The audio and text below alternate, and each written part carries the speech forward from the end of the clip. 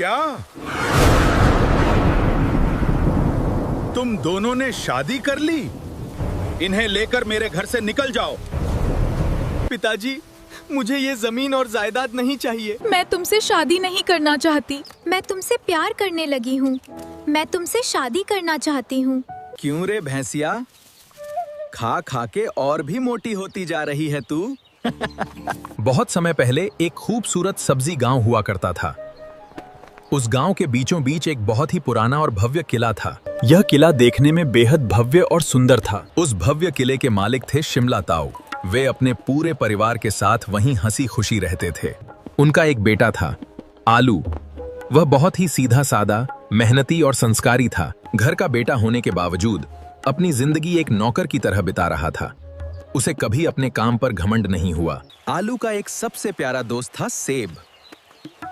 अरे आलू भाई, क्या करूंगा यार शादी करके।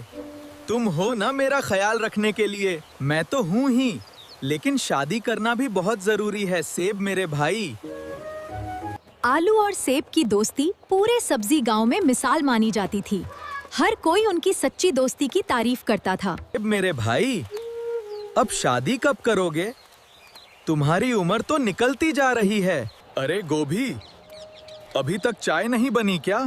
सुबह सुबह भी अब चाय का इंतजार करना पड़ेगा क्या? ला रही हूँ बाबा। थोड़ी सी देर क्या हो जाती है, आप तो चिल्लाने लगते हो। क्या करूं गोभी, चाय की ऐसी आदत लग गई है कि अगर समय पर नहीं मिलती तो मैं पगला सा जाता हूँ। अरे गोभी, ये हमारा कामचोर आलू कहाँ गया? उसे कहना कि खेत की तरफ जाकर भैंसों के लिए ताजी घास लेकर आए। अरे आलू, जरा इधर आना बेटा। जाओ, खेत की तरफ जाकर भैंसों के लिए ताजी घास लेकर आओ। हाँ माँ। ठीक है, मैं अभी जाकर भैंसों के लिए ताजी घास लेकर आता हूँ। अरे सेब भाई, हरी भरी घास कहाँ मिलेगी? यहाँ तो सारी घास पहले ही खत्म हो गई है। उसी समय शहर से शिमला ताऊ के रिश्तेदार उनसे मिलने सब्जी गांव पहुंच रहे थे। चलो सेब भाई, फटाफट घास काटो। हमारी भैंसें भूखी होंगी, नहीं तो दूध देने से भी मना कर देंगी। नमस्ते, क्या आप मेरी मदद करेंगे? शिमला ताऊ का घर किधर है? क्या आप मुझे वहाँ का रास्ता बता देंगे? आप कौन हैं और शिमला ताऊ के घर क्यों जाना चाहती हैं?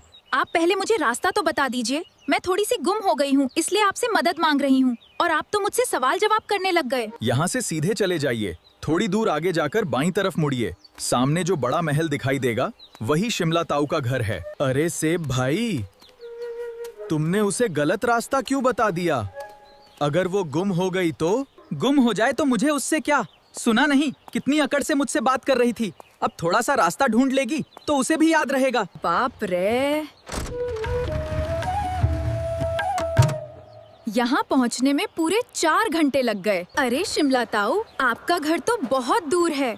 यहाँ पहुँचते पहुँचते मेरा तो पूरा दिन ही निकल गया। अरे कोई बात नहीं प्यास बेटा, चलो घर के अंदर जाओ और आराम करो। तुम काफी थक गई होगी। अरे दादी माँ, आज क्या बनाया है? खाने की खुशबू तो बहुत ही शानदार आ रही है। लो भैंसिया, हरी हरी घास खाओ। हम तुम्हारे लिए बहुत दूर से और बड़ी मेहनत करके ये ताजी घास लाए हैं। दिन बीतते गए। आलू और सेब अपने रोज के काम पूरी मेहनत और लगन से करते रहे। देखते ही देखते शाम हो गई और पूरे महल में एक बार फिर शांति छा गई। अरे दादी माँ, आलू हमारे साथ बैठकर खाना क्यों नहीं खा रहा? और शिमला ताऊ, आप उन्हें खाने के लिए क्यों नहीं बुला रहे? प्याज की बात सुनकर शिमला ताऊ का चेहरा अचानक बदल गया। वो गुस्से में खाना छोड़कर वहां से उठ गए। दादी माँ, क्या हुआ? शिमला ताऊ अचानक यहाँ से चले क्यों गए? बेटा, तुम्हारे ताऊजी आलू से बहुत गुस्सा हैं। कई सालों से उन्होंने उससे ठीक से बात तक नहीं की है।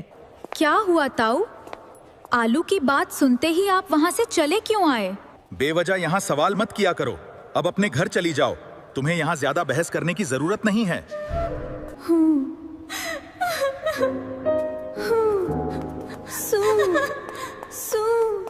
प्याज को डांटने के बाद ताऊ गुस्से से महल से बाहर आकर एक चौखट पर बैठ गए।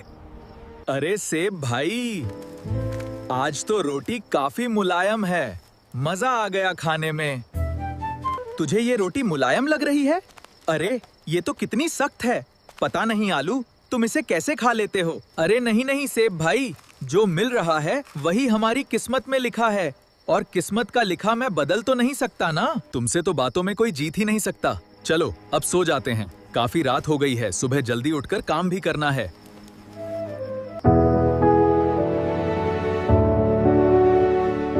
मैंने तो बस एक छोटी सी बात पूछी थी, ताऊ ने मुझे इतना डांट क्यों दिया? आखिर मैंने ऐसा क्या पूछ लिया था?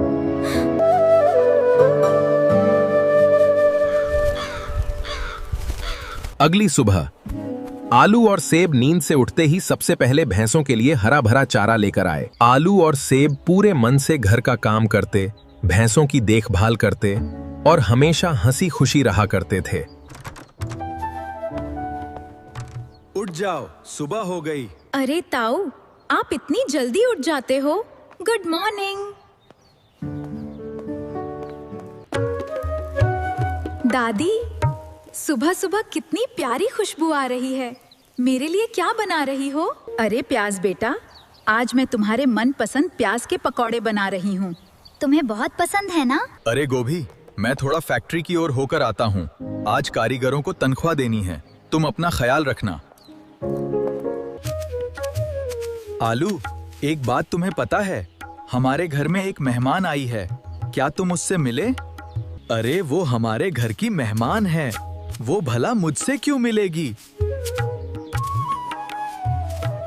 मुझे बहुत बुरा लगता है आलू, तुम इस घर के राजकुमार हो, लेकिन अपने ही परिवार के प्यार और सम्मान के लिए एक नौकर जैसी जिंदगी जी रहे हो।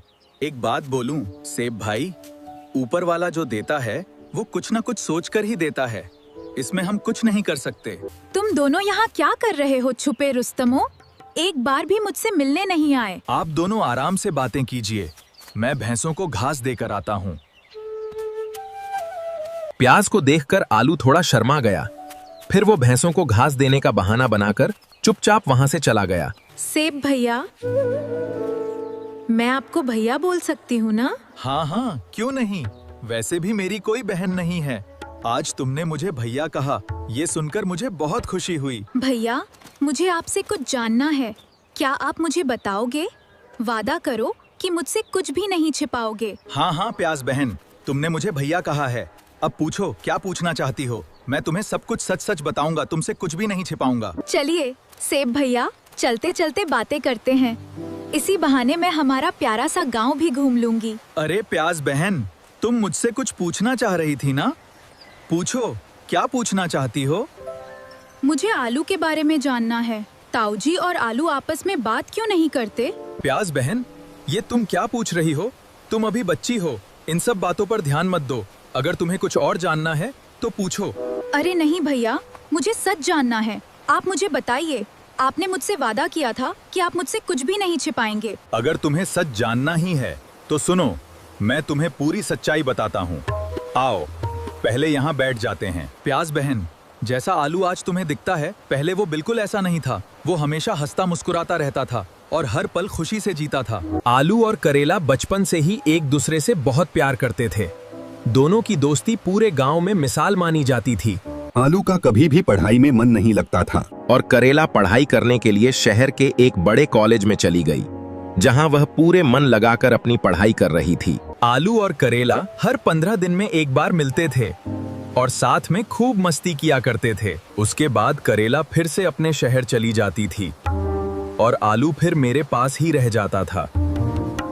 तो फिर ऐसा क्या हुआ सेब भैया कि दादाजी और आलू की आपस में बातचीत बंद हो गई? पूरे 4 साल की पढ़ाई पूरी करने के बाद करेला अपने ताऊजी के महल में वापस लौट आई।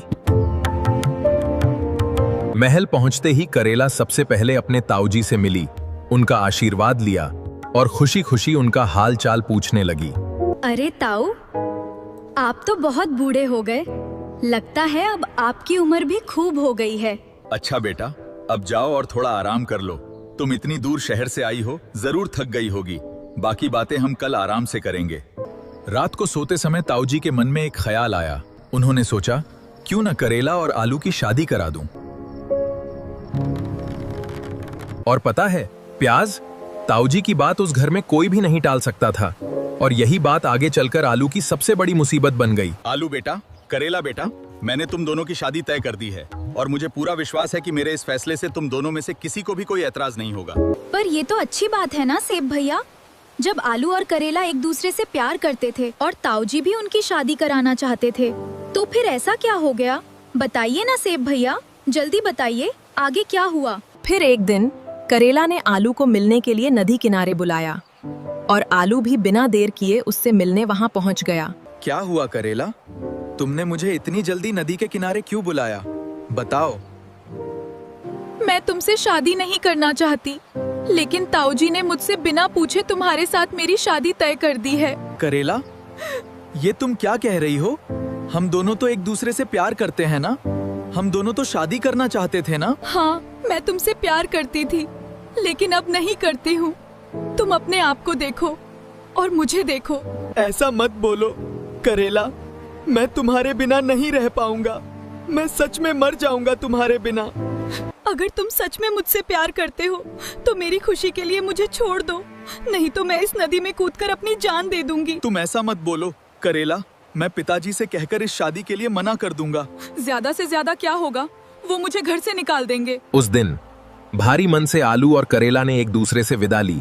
दोनों की आंखों में आंसू थे और दोनों अलग अलग रास्तों पर चल पड़े। फिर क्या था? आलू ने जाकर ताऊजी से इस शादी के लिए मना कर दिया।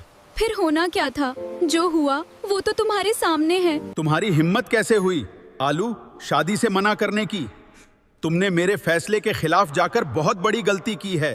तुमने मेरा फैसला न मानकर मेरी तौहीन की है। आज के बाद इस घर में तुम्हें रहने की कोई जरूरत नहीं है। निकल जाओ यहाँ से, अभी के अभी।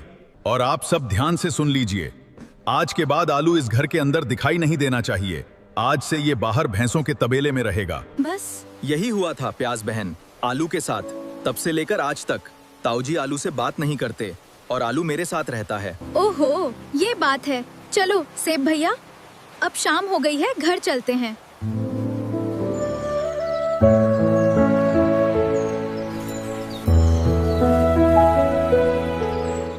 आलू है तो बहुत प्यारा, क्यों न मैं आलू से ही शादी कर लूं। मेरा आलू। क्यों रे भैंसिया, खा खा के और भी मोटी होती जा रही है तू।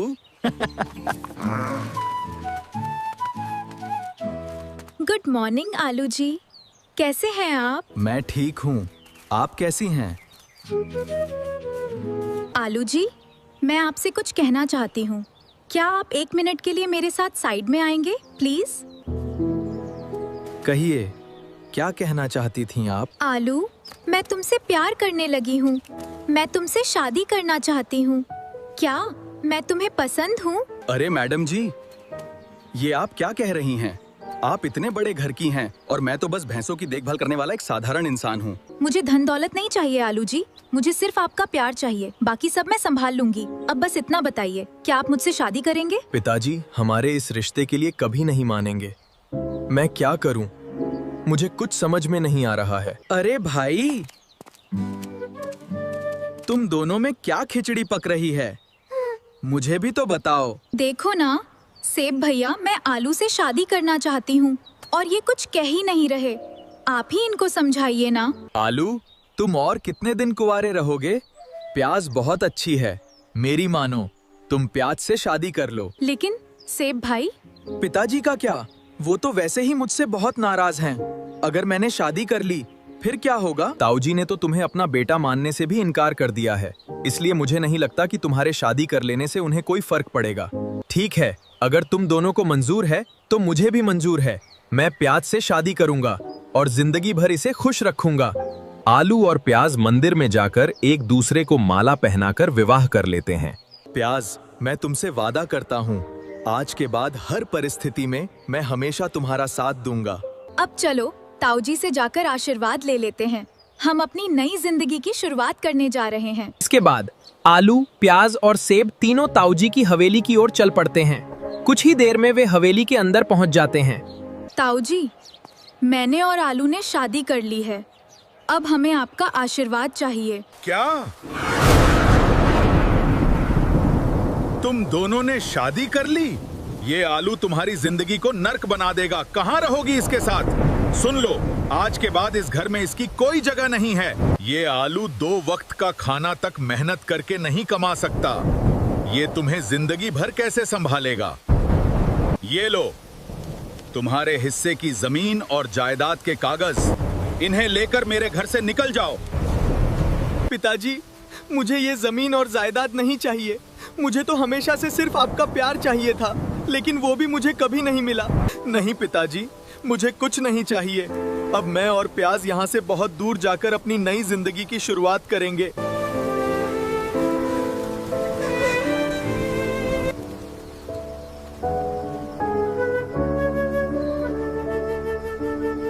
आलू, प्याज और उनका सच्चा दोस्त सेब अब हंसी खुशी अपनी नई जिंदगी की शुरुआत करने के लिए पूरी तरह तैयार थे।